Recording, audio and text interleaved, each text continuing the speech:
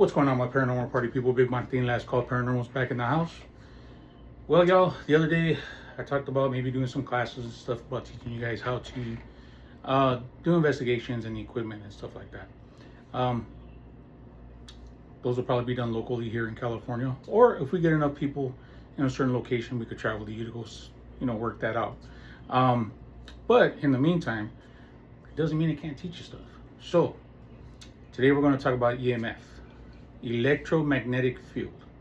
Okay, everything that is electrically charged, magnetic, will give off an EMF field. Okay, so when your REM pods go off or your K2 meters go off, it's usually because of that. Just picking up an electrical field, a magnetic field that's breaking and understanding those sensors. Now there's different tools you could use for this. I believe have probably like 4 of them. There's a tri-field meter, which I haven't purchased yet because I don't feel like spending, $300 on it. But there's other alternatives you could use. So we're going to start off with the cheapest one, which is basically your K2 meter. Everybody's seen these. They're all over the place. They're relatively cheap. You can get them, believe me. I mean, if you're looking on, if you can get them through Temu, you probably get like 4 of them for like 20 bucks. Amazon sometimes has them on sale for like $6 or $7. Make sure though, when you get these, the backside has screws, so you can always change the battery on them. Okay. Some of them come that are sealed, so basically when the battery is dead, gotta go. These ones have a screw. Basically, take off the 2 screws and replace it. It takes like a, those little watch battery type of things. Well, basic remote control battery. And everybody's seen these. Everybody uses them. Basically, you turn it on, and you get that. Okay. So a baseline reading, but there's no EMF, is usually green. Okay. Now stuff can affect this. Your cell phone will change this. That's why we tell people, put your cell phones on airplane mode when you're doing this, because it cuts off that communication and it lessens the electromagnetic field, the EMF field that is being attached to your phone, and creates an ambient field. You don't want that. It'll give you a false positive. Some of these things are pretty inaccurate. Some of them, the cheap ones. The better ones are really good. The digital ones I like. And then if you really want to spend a little bit more money, before I would get a tri-field meter, I would go with a male meter. So I'll show you that in a little bit. So basically what this does is it goes from green to red.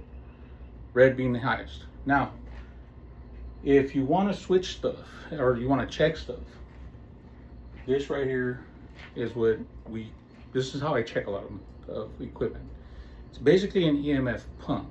This creates an electromagnetic field, and similar to what spirits or poltergeist activity would put out, this pumps up that field. It energizes it. It gives it more energy, but it can also be used to test. So let me turn this on. Basically, inside of this is a battery that's running a little motor with a magnet on it, and it spins in a circle. What that does is create the field. I think you can hear it in there sometimes, but you'll see how close you got to get to these to make these go off. Look, see, gone all the way up. And of course, the closer you get to it, the deeper it goes. So that's one way of testing these, to make sure they're picking up EMF. Another way is, if you want to test yourself and see what's going on, this is my laptop. My laptop is powered down right now. Nothing there. Nothing there. Nothing there. It's not doing anything to it. But if I open it up and get closer to the battery, you'll see it'll start to go off. Okay, that's a false positive. Sometimes your lights will do it. Your light switches on your walls. If they're running, if you're in a building where there's AC, the AC's on, and close to where all the electrical wires are going through, it's going to go off. I don't know if I can get you guys to see this, but even my ceiling fan up here, see if I can get that up here. My ceiling fan will set it off. Everything that works on electricity will put out some kind of field, an EMF field. So like I said, this is the cheapest one. You want to start off, grab yourself one of these. You could set up one or two of them, try yes and no's. They're really not hard to work. They're really easy. But like I say, get the ones with the screws in the back so that we can switch out the battery. There's also different colored ones. I've seen them in green, gray. Hey, I'm cheap, I get the black one. So that's one thing. Now, on the other end, we have digital ones. Now the digital ones, that's the one that I have now. The digital ones, whenever you get these, it'll tell you one or two, it's going to tell you a couple things. It's going to tell you the temperature, first of all, and it's also going to tell you which EMF you're looking for. You always want to have it set to milligauss, which will say mg. I'm not sure if you can see that. I'm trying to make it so you can see mg on there. Milligauss is what EMF is measured in. So once again, I'm going to grab my little handy dandy little EMF pump here, and I want to test it. And that was really quick.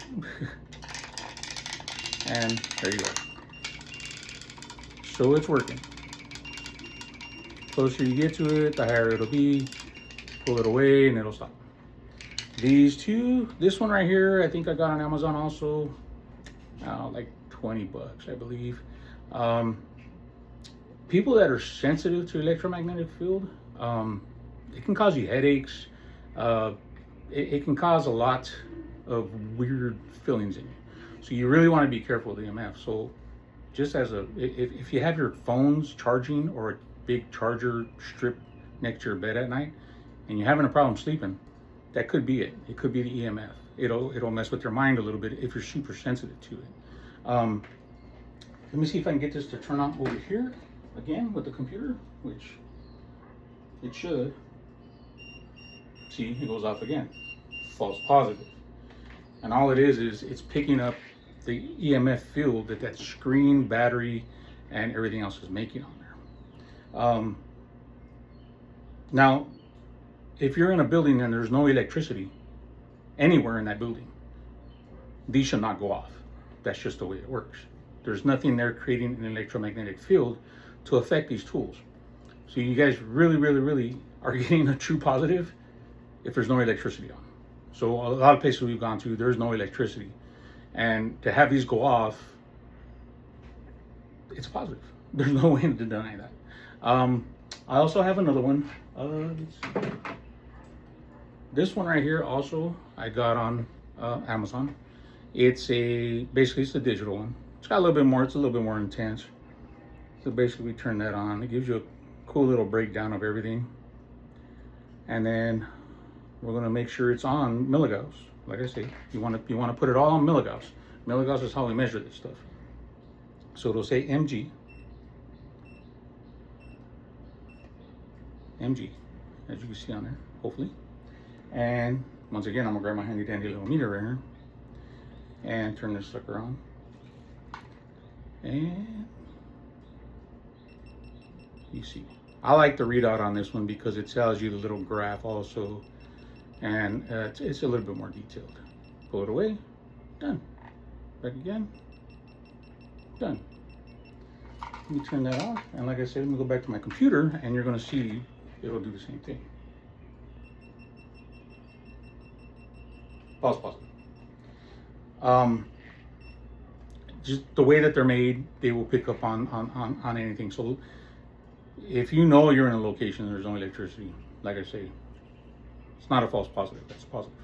But if you have those of you that have an Apple Watch or Apple Watch or any kind of Fitbit watch, if you're using these, turn those off, put them on airplane mode. Airplane mode will guarantee you that that's not going to set it off. If you're carrying battery packs, which some of us do, for other equipment, keep this away from it. It might pick it up, it might not. I mean, but it gives you a better sense that, okay, well, it's not the battery packs. So please pay attention to that. Also, when you get into a place, take a base reading, go around.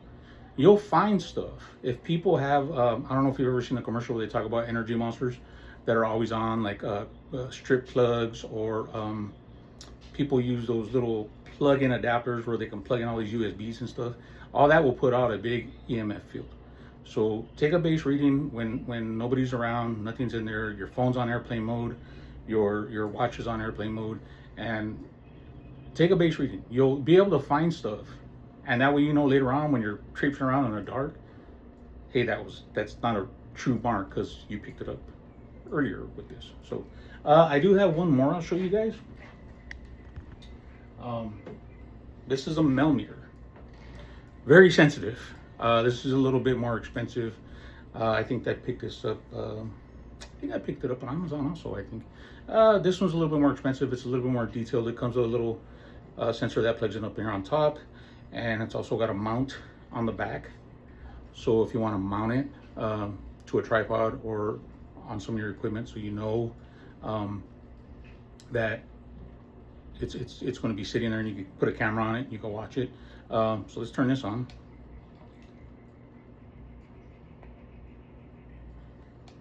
Hold on, technical difficulties.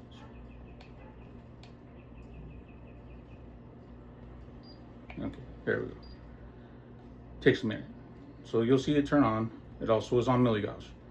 So let me get my handy dandy little pump right here. Let me show you this. So once this thing is on, you'll see it. See it start to rise. Pull it away.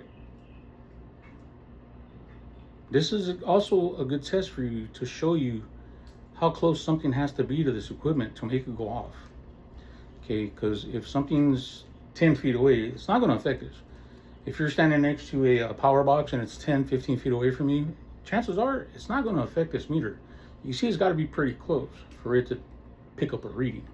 So let me show you again with the computer. This, like I say, it's a little bit more finicky, and it's not as sensitive as other things. So it's not going off. Interesting. That's actually pretty good. So this right here, if you want a truer reading, it's gonna cost you a little bit more money, but if you want a true reading, this will be the one right here, the Mel meter, or the tri-field meter, which is a little bit too expensive for me right now. But there's tons of them on the market. They all tell temperature. I mean, they all do different things. Just be, like I say, if you're looking for EMF, use MG, milligauss setting, and then see what you pick up. So the point of all this is for me to teach you guys how to use some of this equipment without spending a ton of money. Because, yeah, if you can see, I'll show you here. That's all equipment. This is all equipment on that shelf. And then I also have another table full of equipment. I mean, it can get really, really expensive. So I wish somebody would have told me this when we started this. Buy what works for you, buy what you can afford, and then upgrade later. You don't have to start off with a $200 Mel meter. You can get something that does the same job that's cheaper. And then once you get comfortable with using it, you can say, all right, well, I'm done with this, I want to upgrade. Sell that off and then upgrade yourself. You know, that's what I do with my video cameras and everything else, which we'll get into all those later in another episode. But I mean, upgrade. Or some people just say, you know what, this isn't what I want to do, and you spend all kinds of money and it just sits in a corner in your house until kids come over and screw it up or it gets damaged for some reason, and then you just lost all that money. So for me, I started out buying a lot of equipment, knowing what I was going to be doing, and I just upgraded and upgraded until you get to where you're at and you get to what you want. Now there's a lot of stuff out there. You can go through eBay, Temu, Amazon. I mean, there's so many outlets now, and then you go to the big companies that obviously make this stuff. That's where you want to start investing. You know, if you're going to be doing this long term, you're going to be making videos, you're going to put stuff on YouTube, Instagram, whatever the case may be, then you invest in your money. into the more expensive equipment. But at the beginning, we had like a $12 recorder and our cell phones. And that was it. And you know, I always thought one day, hey, you know what, I'm gonna have all that big stuff, I'm gonna buy all them goodies. And then you start weeding out the bad stuff, the cheap stuff, and then you start weeding out the stuff that I don't believe works. And save yourself a headache, save yourself a pain in the wallet, and like I say, upgrade, or you can also hand stuff down. A lot of my stuff, if I'm not using it anymore, or if I've upgraded, I'll give that to my nieces and nephews that do this. And you know, they're kids. Let them get involved. Show them how to use it. Teach them from the ground up, because teaching them from the ground up is how they become really good investigators. Show them how to debunk stuff. Show them, look, this is what it does to a computer. This is what it'll do with your cell phone. This is what it'll do with your laptop. But if you are somewhere where there's no electricity and that sucker's going off, you're having some kind of an experience. So, all right, guys, that was my take on EMF meters. Give me some time and I will get you guys another video with another piece of equipment. Up until then, check out Last Call Paranormal. Also, please check out my buddy Dalen Spratt with the Graveyard Shift family. We will be on the next stop with them on July 11th. We'll be heading down to the Whaley House down in San Diego and investigating there.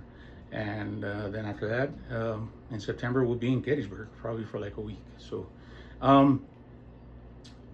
yeah, there you go. Till next time, my friends, don't spend a lot of money and keep it spooky. Peace out.